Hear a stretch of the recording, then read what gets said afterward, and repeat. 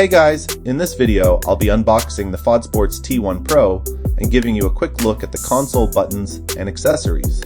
Let's take a look at the packaging.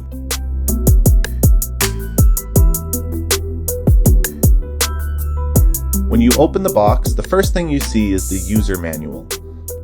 Then there's a charging reminder, the warranty card, and here are the pattern stickers. You can switch out the stickers for different patterns however you like.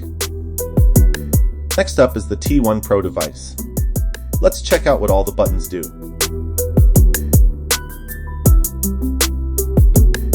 First, this is the power button. This one is the mode button. This is the function button. And here's the knob. You can use it to adjust the volume and switch songs. This is the earphone port. And here's the Type-C charging port. Here's everything that comes in the package. T1 PRO device, box, clamp, 3M tape clamp, speaker system, hard tube microphone, button microphone, 3M glue Velcro, USB cable, sticker, Velcro, screwdriver, user manual,